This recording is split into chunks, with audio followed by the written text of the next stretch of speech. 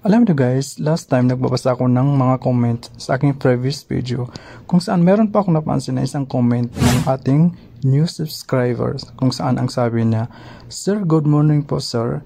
Sana po mapansin niyo ako. Last time po napanood ko po yung bagong tutorial niyo. Ang title ay Stacy Bank Internationally Beneficiary Western Union Cash Recap."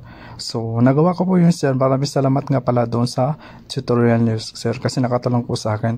So, ang problema ko lang po sir ay hindi ko pa alam kung paano mag-send o magpadala ng pera sa Western Union Cash Recap kasi baguhan lang po ako sa Stacy Bank. Kasi yung mga kasamaan ko po ay ang gamit nila ibang bangko. Hindi po katulad sa akin Stacy Bank.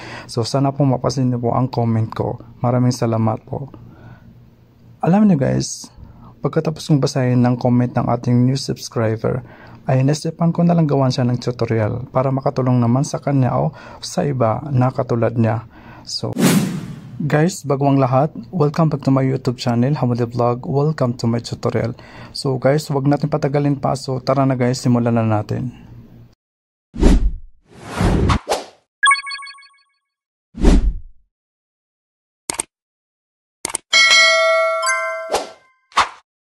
So ngayon ay open na natin yung application natin sa Stacy Bank. So kung wala ka pa kayo nito guys, mag-download po kayo sa App Store o di kaya sa Play Store. So itap na natin para makapag-login tayo. So ilalagay natin yung passcode natin.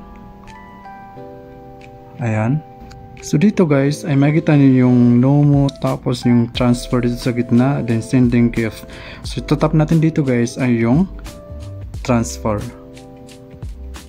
Tap natin yan. So dito naman ay kung makikita niyo yung local transfer tapos yung international transfer.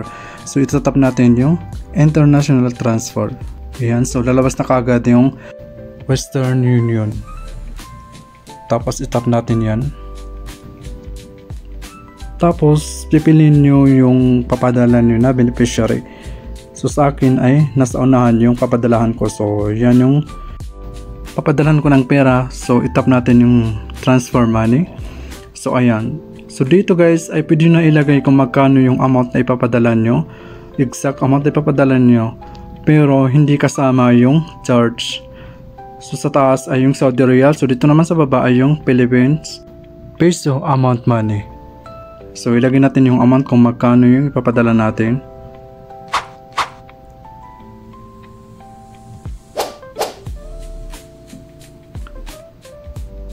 So dito guys, kung ayaw nyo nakasama doon sa ipapadala nyo yung charge fee, so kailangan i-close nyo yung green dito sa gilid. Ayan. Ayan. At dapat naka-check yung box dito sa gilid para ma-highlight.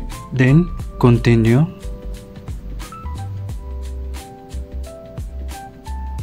Then confirm. So okay natin. Tapos basahin mo na sa declare natin. Then makareceive tayo ng OTP number. Ilalagay na natin. So bago nyo i-confirm at saka i-continue guys, kailangan i-check naman yung mga details na nilagay nyo. So na okay na siya guys. Then tap natin yung done. So nakapagpadala na tayo guys. So pwede na nila kunin sa Western Union. So gano'n lang magpadala ng pera guys, pero dapat mag-add muna kayo ng beneficiary yung papadala nyo ng pera. So kung gusto nyo malang kung paano mag-add ng beneficiary dito sa STC Bank ay panoorin nyo po yung video na to na makikita nyo sa screen kung paano mag-add ng international beneficiary dito sa STC Bank.